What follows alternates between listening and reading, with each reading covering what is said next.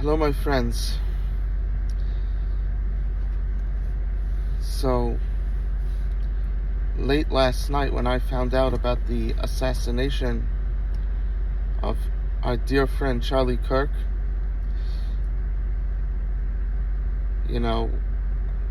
it brought me to tears. I made a little video on it. I was thinking, because I did cry. Should I put it in? Should I put it out? But I know that the leftists, they're very cruel. What today is the leftists, you understand? Which is the extreme left. They took over the whole leftist movement. And they'll kill you, and then if someone cries about it, they'll use that to kill the next person, either emotionally or even physically. So this is they are ruthless people, unfortunately.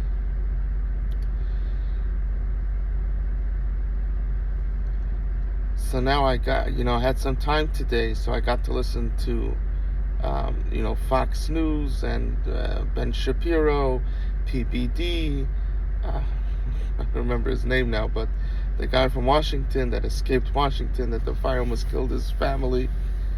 That's, and the big question is, like, how do we go forward?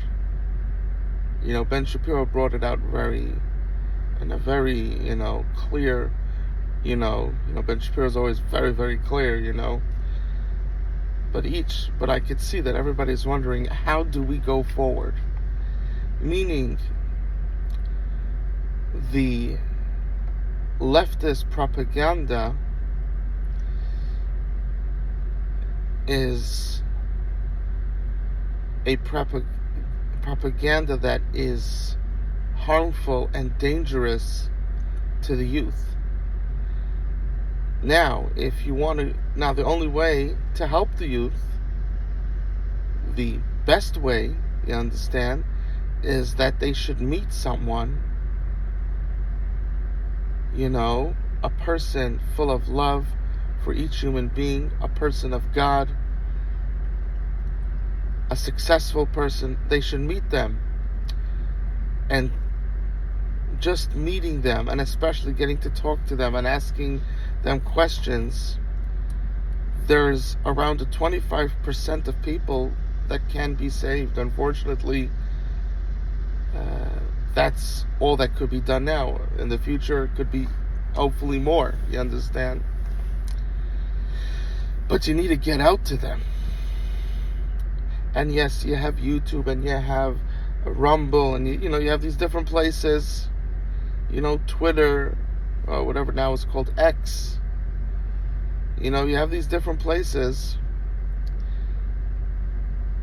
but until you meet someone physically, it's like in the peripheral of your mind, because it's not something hushous, it's not something that's touchable, it's not something that happened in your life. It happened on the screen. It's two different things. And it's extremely important that you get out to the people. And this is something that Charlie Kirk understood to such a level, and they killed him for it, literally.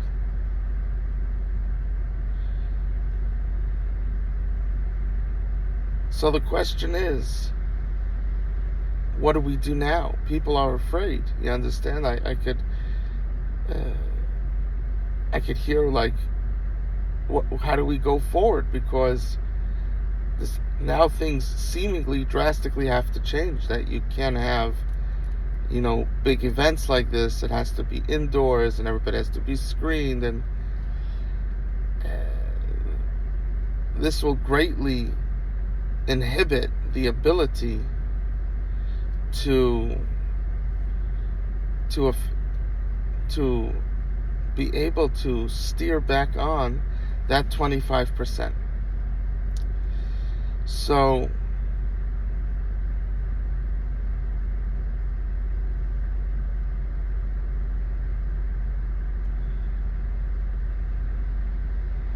what does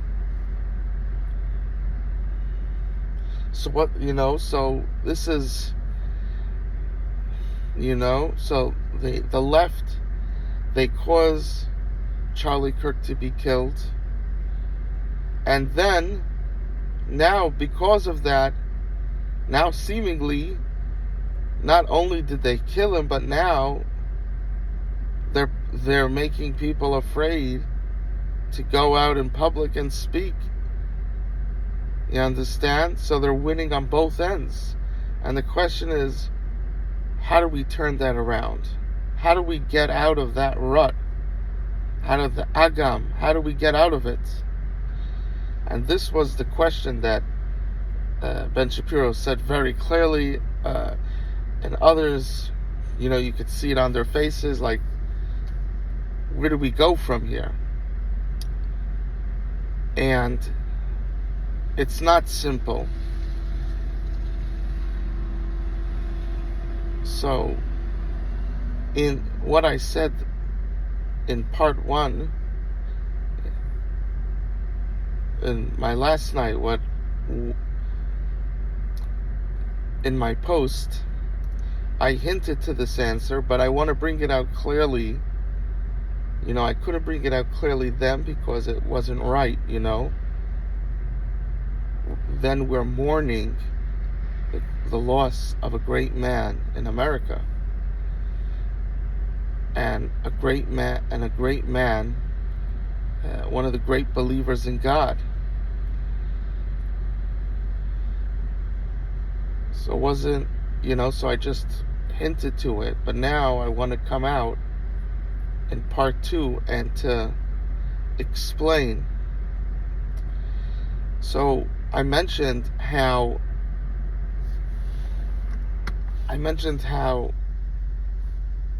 we have millions of followers. I myself like to listen to the debates, and I learned a lot from it.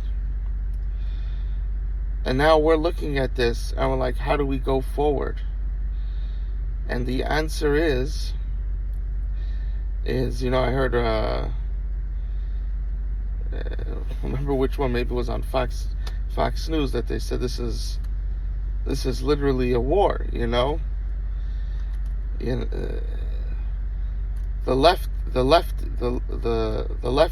lefties know that it's a war, and we might not realize yet that it is a war. And when you have a war, you need to understand that that you need to take precaution, and you need to continue. So from what I'm seeing is, no one thought that they would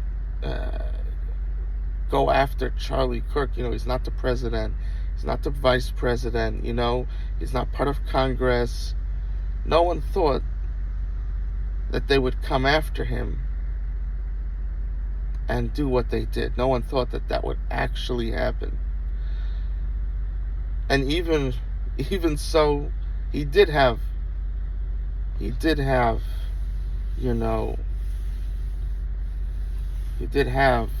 protection. So I think there's a few things. The first is that we have to realize this, that continuing on, you need to be careful.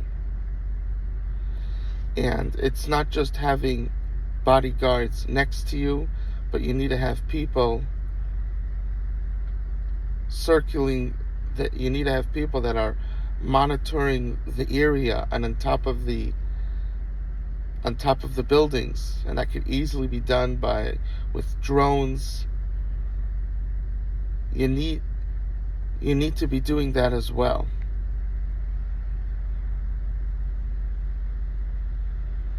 And that's something practical, and I think not so expensive, just having someone that's part of that, that one of the bodyguards is next to, and he's monitoring the tops of the buildings, and if something's wrong he'll tell them, and then they'll protect whoever they're protecting. I think this is something that could be added in. It's not really much of a added cost that's that people just can't handle. Drones, you could get a good drone for just $1,000, $1,500, that's it.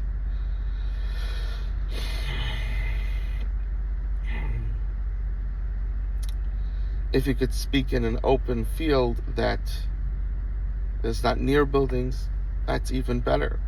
But even if there are buildings, you could have drones, and you could look out. Now, windows, you have to be very careful. If it's a place that has a lot of windows,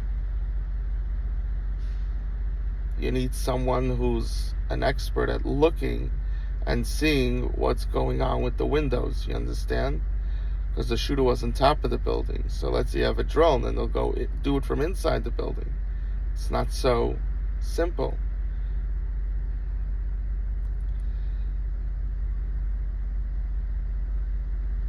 So you need someone also that's looking at the windows.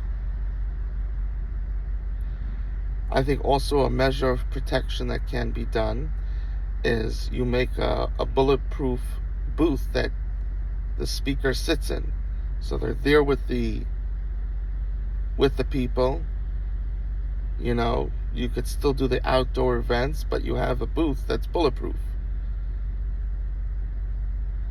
And that could greatly, I think that's a must. For me, that's the cheapest way and a must, the best way to protect the individual, that people might do what they did.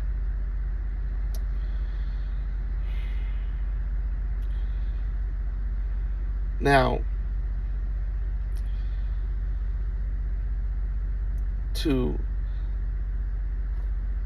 what people are wondering, people are thinking, okay, we can't do any more outdoor events. What we could do is now greatly limited due to the danger.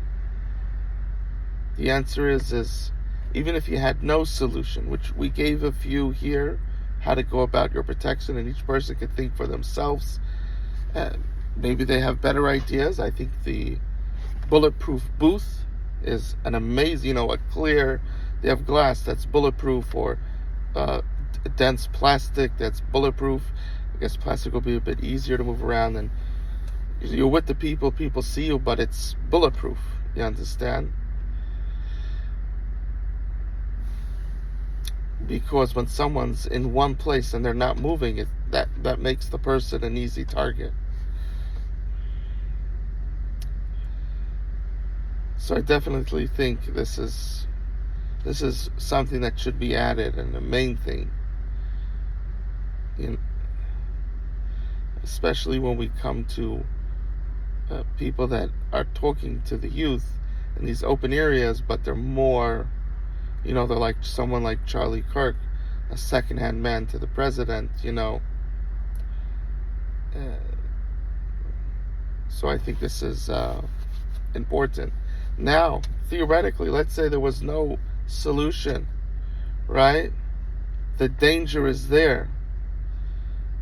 We, as people that believe in God and believe in truth and believe in morality, we don't think morality is objective,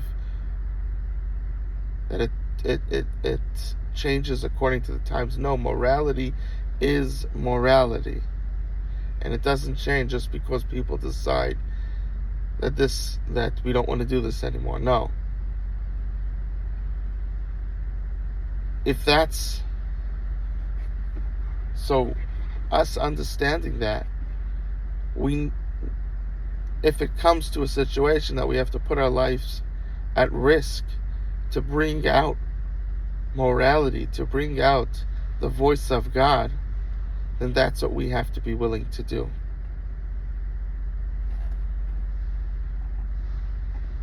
We have to be willing to put ourselves, if it came to it, in that situation of danger, if there was no other choice.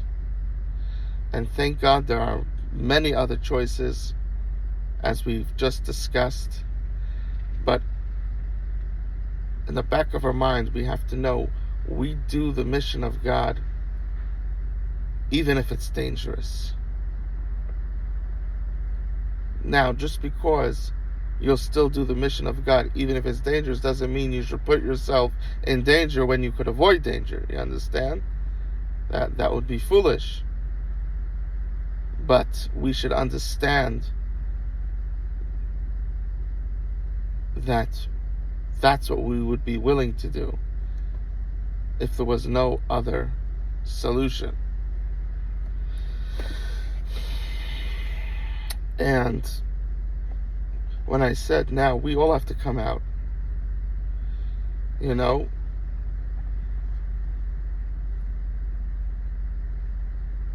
we need 10 people to come out and start talking at college campuses. From the millions of followers, there are people that are able to do it full time. There are people that are able to do it some of the time. In Judaism, there's this idea of giving 10% of your time to do good acts, to do kindness. That you give 10% of your time for free. Just like you give a tenth of your money, there's 10% of your time. So there's a lot of people that are working, they're this, you understand? They're starting up in life, and it's not advisable. Not everybody's like Charlie Kirk, that they could be speaking to college students all day and also be successful in the business arena. And it's very important to be successful in the business arena.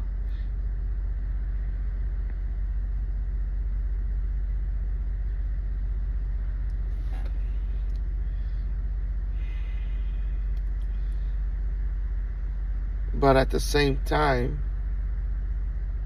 as being successful in the business arena, we could take some time to talk to the youth and bring them back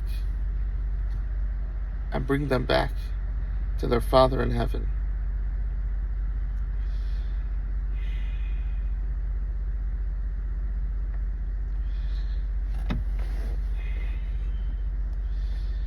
So there are people that could do it full time. There are people that could do it some of the time. There are people that, I think Charlie Kirk, he didn't just do this. He did like 100 things, So each person, according to his abilities, is taking on a piece of what Charlie Kirk could do. And now we have thousands upon thousands, hopefully millions upon millions, that are doing this. I think this could be, ironically, a turning point. Because he called it I think it was called Turning Point USA. So this could be a turning point that not only, for one of us to equal up to Charlie Kirk, he was a superhuman being, but together, many of us, we could multiply Charlie Kirk 1,000 times. That's what we can do. Imagine that power here in America, in the world.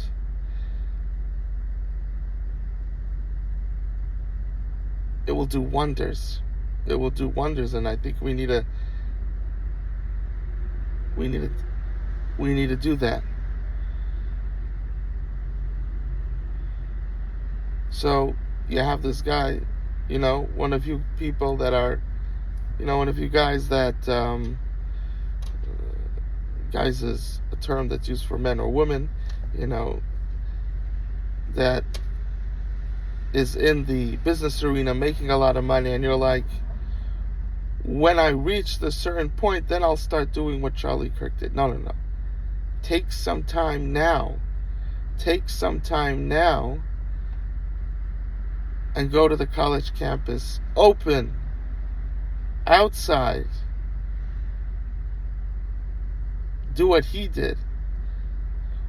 The left has to see that when you kill a Charlie Kirk, 1,000, you create 1,000. You understand? Not tenfold that it's 10, not 100-fold that it's 100, at least 1,000-fold, because when they see it's 1,000, if there's anything that would stop them, these people are very radical. If there's anything that will stop them, it's that. Because they can't just knock off 1,000 people.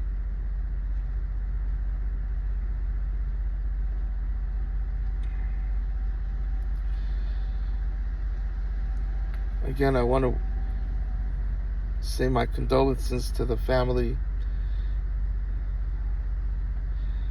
And I'm going to say for his wife, his kids, and the relatives, I want to say what Jews say by an Avel's house, by a mourner's house. Hamoke minachem eschem b'soich shar avlei tzion b'Yushalayim. May God comfort you and your family and show you the way how to go forward.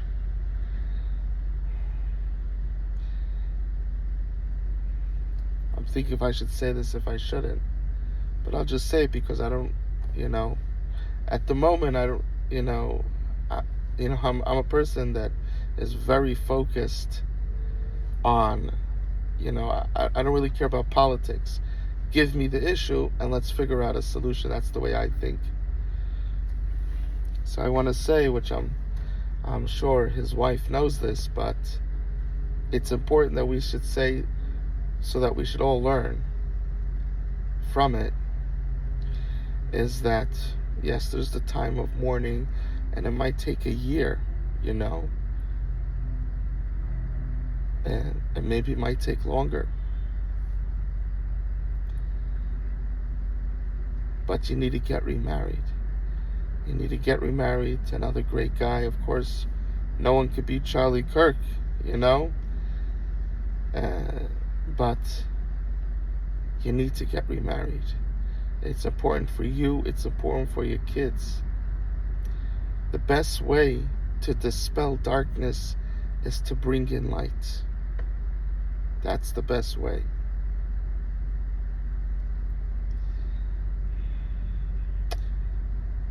And the people that are close to the family should have their eye out for a good man for her. You understand? And of course, right now is not the right moment, You need time to grieve. But sometime in the near future, it's very important. It's very important. And at the same time, she should know that you're looking out for her.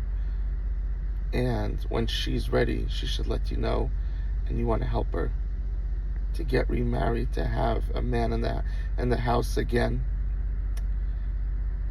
Even though it's hard to get someone at Charlie Kirk's abilities and greatness, but nonetheless, it's important to have a man in the house. We love Charlie Kirk. We love his family. We love all the followers. And we pray and we do actions to help the people that have been brainwashed. The millions and millions of people that have been brainwashed in these colleges like Harvard and Yale that have been brainwashed from CNN, whatever, MSPCN, whatever that's called.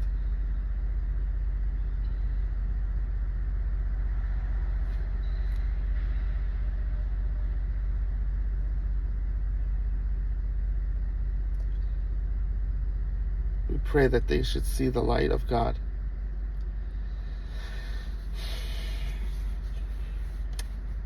That, all these people that have been hurt by these lefties.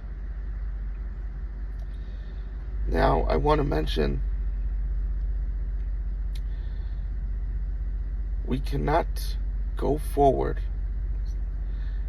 This should have been done before, but especially now, which it has been, but I think we have to take a way greater stand. That someone that's a believer in God, someone that's a believer in morality, someone that wants kids to be productive people, happy people, married people, successful people,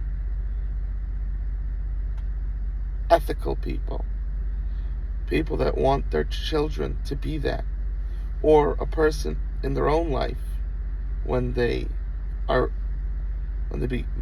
the ability to think of themselves and position themselves in a healthy place. We have to know that we have to disassociate. We cannot be sending our kids to Harvard and Yale, to all these colleges that you need the President of the United States to force them to stop doing these evil acts, to stop promoting violence and horrible ideology. Why? We have to get over it's like a drug that we think, that I could say that I went to Harvard and Yale. You understand? We have to get over that. And I think many people already don't even respect that anymore. You understand? It's completely understood by people. If you say you went to a different college, there's a lot of starting up colleges now that are right-wing colleges. You understand? I think most people will understand that and will respect you for that. And you might even have more of a chance of getting the job, because no one wants some lefty lunatic in their business. You understand? We have to know for ourselves and as parents, if you send your kids there, there's a good chance they're going to be brainwashed. In fact, that's what's the likely thing to happen. Will it happen in every scenario? No, but that is the likely. And why would you do that to your child? Because of a bit of honor? Honor is something that takes away our ability to think normally. That's why I'm pointing it out. You must, if you're sending to college, you must send to a college that aligns with your beliefs. If you're a lefty lunatic, then send to your Harvard and Yale. It's the perfect place for them. You understand? If you're a right-wing guy, then even though everybody's saying, wow, it's Harvard and Yale, it's nothing. It's nothing. You have to know that. And you send to a right-wing college. And I think many people also have to think this whole idea of college, is it really worth that debt? You understand? Is it really worth it? It could be in certain scenarios it is, but I'm sure people just want to have a degree because they think without it they have no status. And that's not true. That's not true. If a person's successful, people don't care if they have a college degree. You see anybody like not following Grant Cardone because he doesn't I think he does have a college degree, but no one follows him because no one even cares, right? You think if he had 0 college degrees and he's a billionaire, you think that matters? If someone's even a millionaire, if someone is successful as opposed to be making money, you would be successful if you didn't have the college debt. You understand? You have 2 people. One person, the 2 people are making 70,000, 100,000 a year, right? One person's is with college debt, and it takes it takes a big chunk of the money, and then you have the other guy with no college debt. Who do people look up to? The person who physically has the money. You understand? This whole game of the respective college, it's all in the mind. But people, when they actually look at you, they don't care if there's a college degree. If there isn't, they look at, are you successful? That's all they're looking at. You understand? So it's it's something that people just have to get out of their mind and just see, is it one of those few college degrees that you actually learn a real skill that makes good money, or is it just one of those many courses that is just nonsense? You understand?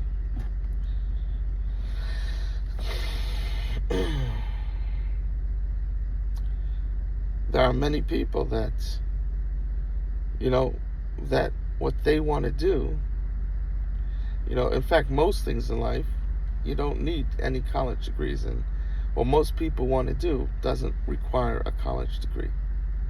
You understand? There's no need for it. I mean, the government could say you have to have one, but there's no need. Thank goodness we haven't come to that situation that everything became college degrees. You understand? But in most areas that people want to do that, there's no need for college degree. You understand? You read a book, you watch videos on it. There's no need for college. You understand? And you could do it. You find someone that's like-minded, that's looking for that as well, and together you keep each other.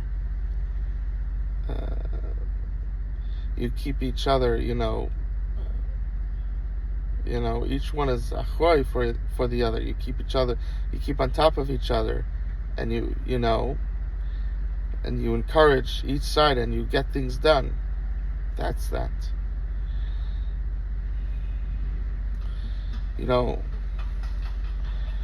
One of the big things that is hurting people from being able to go out in the world and do good things like Charlie Kirk did is the debt that glooms on them. They can't breathe. Not everybody's Grant Cardone that could just have all this debt, but and maneuver, know how to have proper debt. And not everybody has, even if you had the money in the proper places, you just couldn't, in your heart, it's too much. Not everybody's able to hold such a weight. Especially when it's debt that's not really, when you have debt on an apartment building and it's making you money, that's one thing. If you have debt and it's not bringing you money, you understand? How much more so? And that ruins people's abilities to go out there and to bring and to do good. Imagine if Charlie Kirk went to some college and had this debt. It would hinder his ability in what he's doing. It would hinder his ability. You understand? It could go so far as prevent his potential that he reached at such a young age from coming out due to the debt. So one has to be very cautious about that and not treat it like something trivial. No, it's something that limits you tremendously. You understand?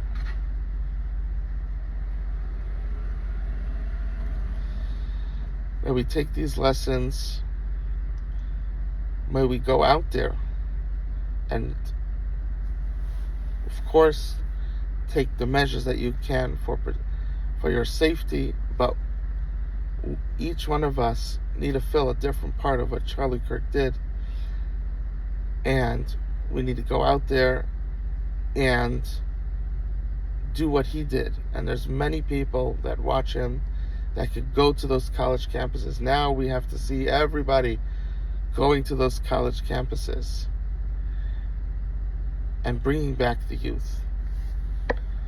Again, the condolences to the family, and we want to wish everybody a safe and happy day.